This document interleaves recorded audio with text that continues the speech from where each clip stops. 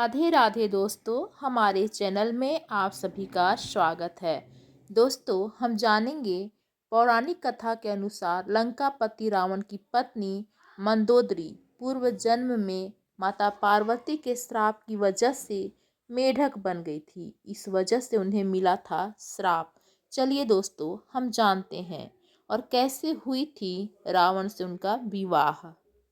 दोस्तों, आप सभी जानते हैं बुराई पर अच्छाई की जीत और असत्य पर सत्य की विजय के प्रतीक दशहरा त्योहार को देश भर में धूमधाम से मनाया जाता है।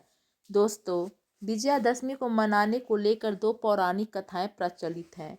उनमें से एक कथा के अनुसार इसी दिन भगवान श्री राम ने लंकाधिपति रावण का वध किया था। क्या आप जानते हैं कि रावण का विवाह मंदोदरी के साथ हुआ था?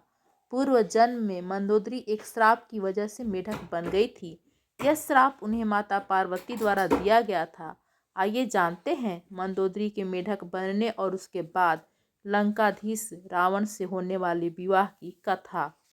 दोस्तों, लंकापति रावण और मंदोदरी के विवाह के बारे में तो सभी जानते हैं, लेकिन कम ही लोगों को यह मालूम है कि रावण से के विवाह से पूर्व जन्म में मंदोदरी मेढक थी। उन्हें यह रूप माता पार्वती के श्राप की वजह से मिला था। पौराणिक कथा के अनुसार एक बार मधुरा नाम की अप्सरा घूमते हुए कैलाश पर्वत पहुंच गई। वहां उन्होंने भगवान शिव को तपस्या में लीन देखा और उन पर मोहित हो गई।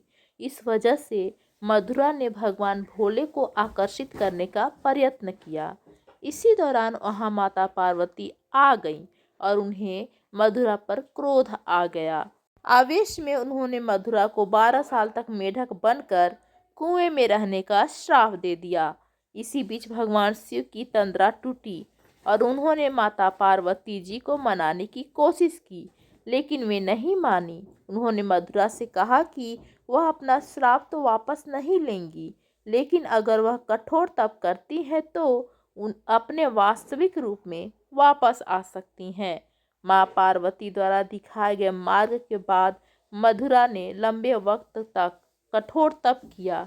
इस दौरान असुरों के देवता मायासुर और उनकी अप्सरा पत्नी हेमा भी पुत्री प्राप्ति के लिए तपस्या कर रहे थे। उधर अपने कठोर तप की वजह से मधुरा माँ पार्वती के श्राप से मुक्त हो जाती है और कुएं से बाहर निकालने के लिए आवाज देती है। एक दिन मायासुर अपनी पत्नी के साथ गुजरते हैं तो उन्हें मधुरा की कुएं से आवाज सुनाई देती है और वे उसे बाहर निकाल लेते हैं। वे दोनों मधुरा को बेटी के रूप में गोद ले लेते हैं। मायासुर अपनी गोद ली हुई बेटी का नाम मंदोदरी रखते हैं, जिनका आगे चलकर रावण के साथ विवाह होता है। दोस्तों, रावण मायासुर से मिलने के लिए उनके घर पहुंचा। वहां उनकी खूबसूरत पुत्री मंदोदरी को देखकर वह मंत्र मुग्ध सा हो गया और उसने मायासुर के सामने उनकी बेटी से विवाह की इच्छा जताई। हालांकि मायासुर को यह रिश्ता पसंद नहीं था, इस वजह से उन्होंने इसे ठुकरा दिया, लेकिन रावण नहीं माना और उसने बलपूर्वक मंदोदरी से विवाह किया। तो दोस्तों, कैसी लगी आप लोगों को यह जानकारी? प्लीज़ हमें कमेंट करके ज़रूर बताएं। धन्यवाद दोस्तों।